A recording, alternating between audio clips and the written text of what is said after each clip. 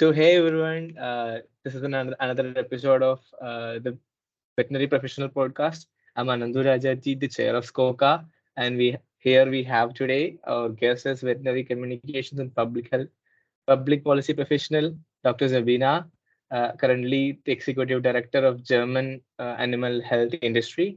So Sabina, can you give us a brief introduction about yourself? Yeah, hello, my name is Sabine Schüller. I'm today the executive manager of the German Industry Association. And well, my work history goes a while back in between. I graduated in the 80s at the Free University of Berlin as veterinarian.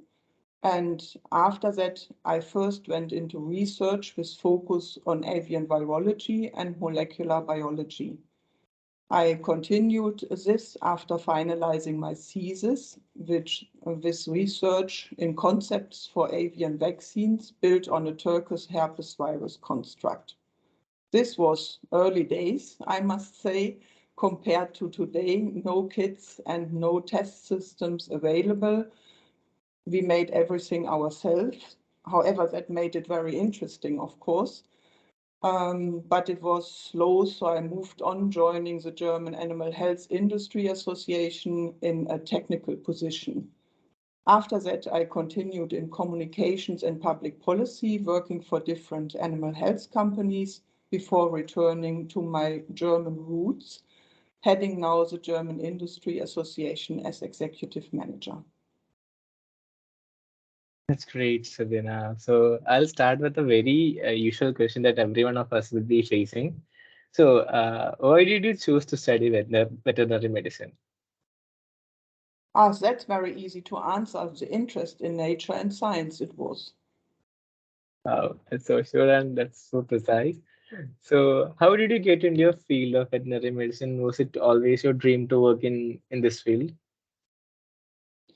Yeah, actually it was. I was always interested in nature and science. Veterinary medicine is combining this very practical work and concrete tasks with this background in nature and science. And I like that, especially in combination with working with animals and people.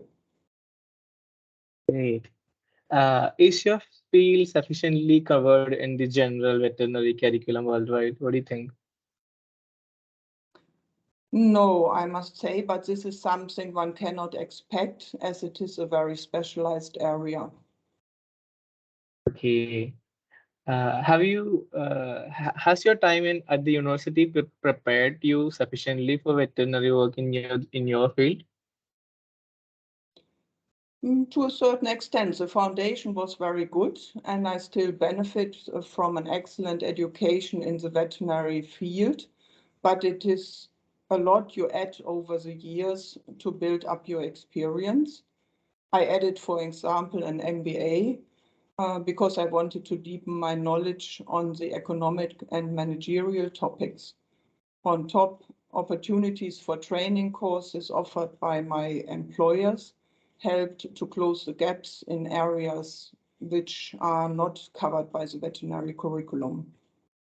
Great, that's really great.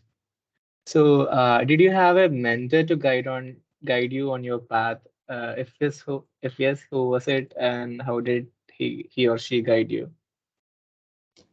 Yeah, not officially, but yes, indeed, I think so. I was really very lucky to have at each point of my career managers caring about their staff and giving advice in the different work assignments. Also setting enough challenges, which is very important to develop yourself further. Great. So, how can a student gain the most experience in your field? What do you say to those who are looking towards your career? Yeah, that is difficult. It's not a classical career path, I would say. So there's no defined way you can choose. I started using my interest in journalism and writing about scientific topics. And interested students could get insight as trainee or stagiaire at one of the associations at national level, for example, or at European level with, for example, FVE. You could also become an active member in the work of your chamber, your local chamber in your country. You could follow how legislation is developed by attending public debates or hearings about topics associated with your field, which are indeed quite often open in the national parliament. And who could travel to Brussels, of course, you could visit the European Parliament and get impressions there. It would be good to learn about the European institutions, really, and how new directives and regulations are developed. If you have strong public interest, you could also look at a position as an assistant for a politician, for example. Maybe FAO or the International Animal Health Organization, now called VOA, could present an opportunity for you to take a look into the international world. Great, that's really informative. So, where do you see difficulties for vet students that want to follow your career path? Yeah, ending up in communication and public affairs is not a very typical career path for veterinarians, although I see that more people are interested in that, and that's very important. It would be really good to have more being interested in this, as it also means speak for our profession and the important areas which veterinarians are covering in society, in the daily work. And if someone is interested in that, you would need to take it into your own hands, I must say. It's nothing naturally occurring when you follow the regular curriculum. However, you get a solid base with the curriculum to follow either my path or a different one in the animal health industry, if you prefer positions there, for example, in regulatory affairs, which might be really very close to what I do, or pharmacovigilance, very new and important, still growing topic. And some of us also first go into marketing or into the area of market access, means preparing the field for the products to come in the different regions. In this role, you can also learn a lot about the process, the stakeholders involved, and train your negotiation skills. Okay, that's really interesting. And I'm a person. I'm a person that I'm very interested in public policy making and all. So that will really help me, sure. So next, I have a very different question. What would you say if you could go back in time and give yourself advice while you were a vet student? Yeah, well, of course, you need to follow the obligatory subject matters and courses. It's a very demanding study each of us is doing. But my advice would be to stay open-minded. Look left, look right into other areas which might be not your favorite topic at the time. Many of us want to become a companion animal practitioner or equine practitioner, whatever. But there are other topics which might be really interesting and you want to learn more about it. Obviously, our curriculum is overfull, all interesting though, but when you rush through it, you may miss the chance to add additional experience. So look into the not so traditional routes vets take, gain insight from working with your international student network, do some charity work, for example, go into wildlife if you like that, look into other science areas as well, or look into art and the way artists look at our world.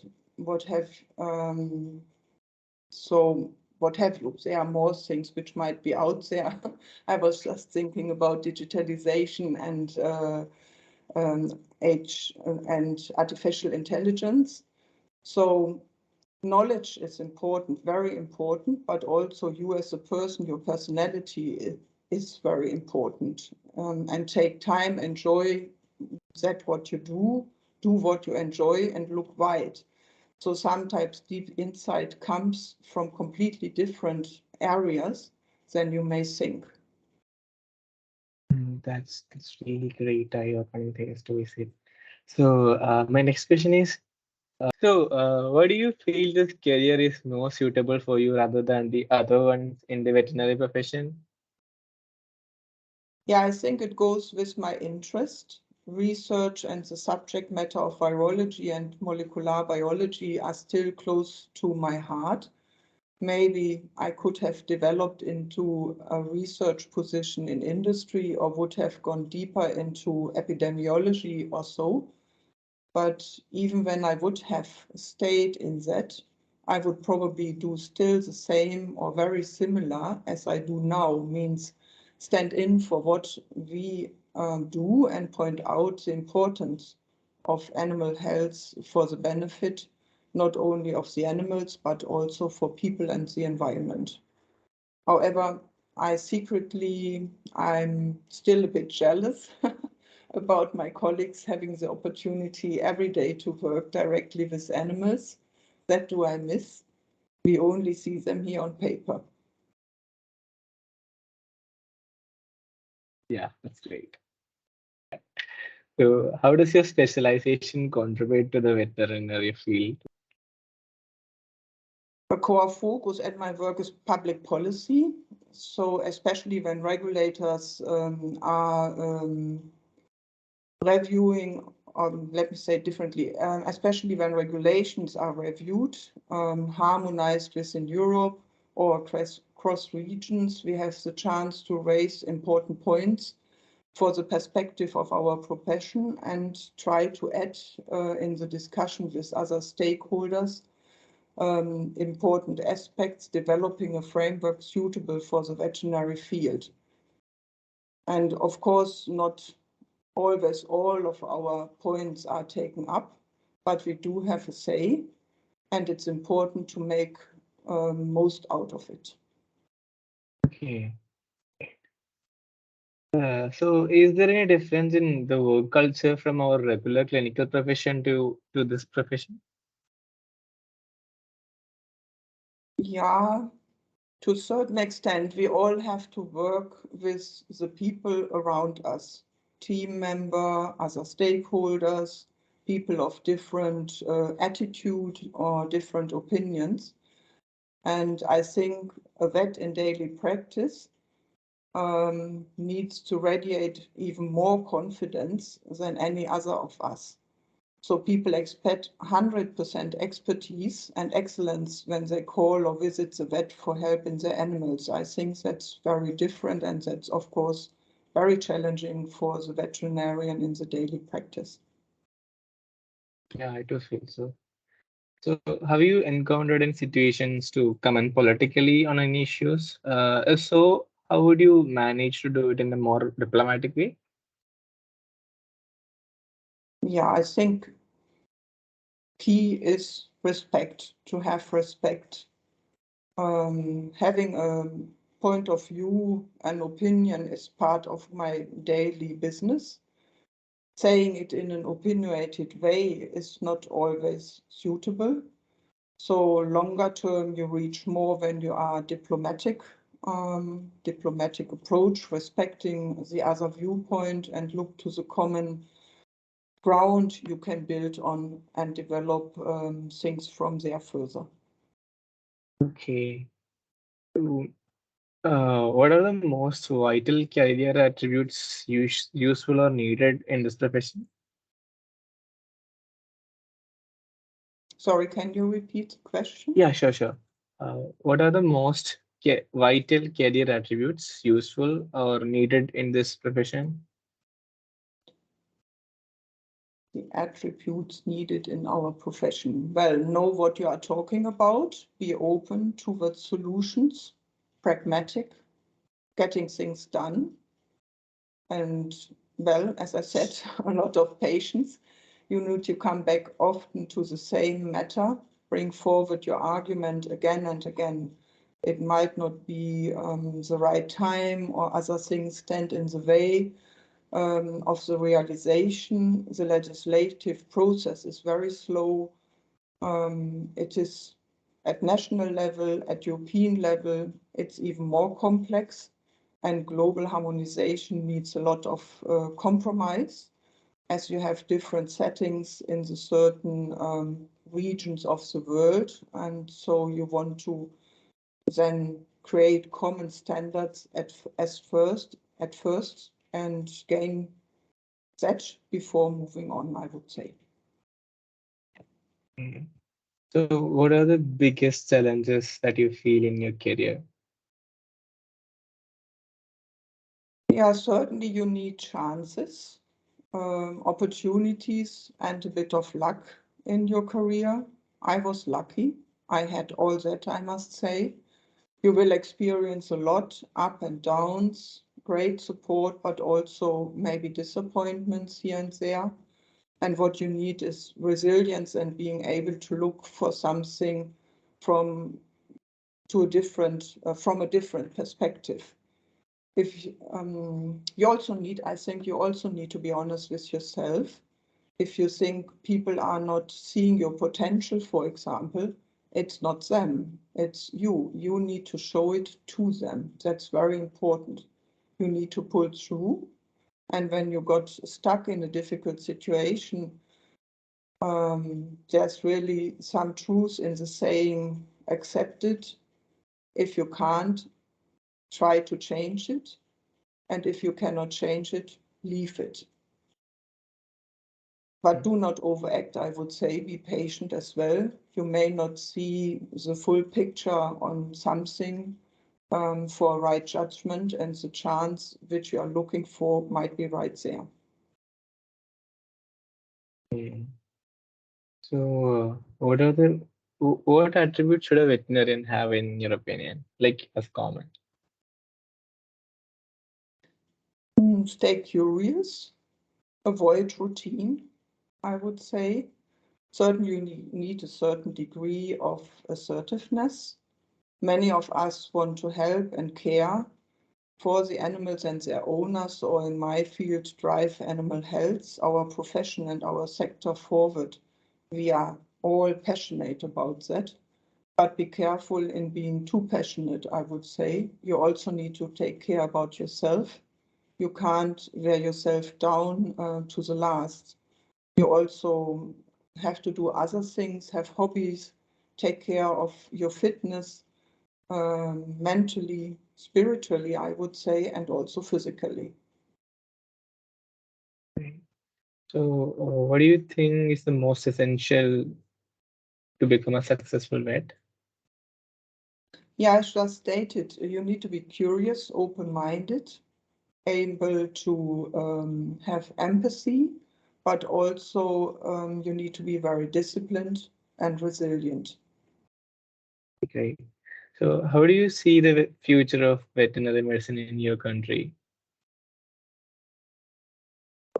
I'm just coming back from our annual meeting where we always have presentations, and we were looking into the challenge of climate change and what that brings to our profession as well. And I think we will see a lot of change of our traditional roles, for example, by this, but also by new technologies like digitalization, artificial intelligence, or if you think about artificial meat production. So these disruptive technologies, which may change everything, we don't know.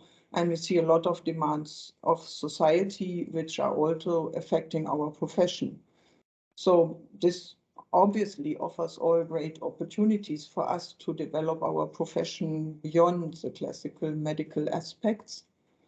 And it will offer an even wider range of different career paths for all of you, becoming the new vet generation right now.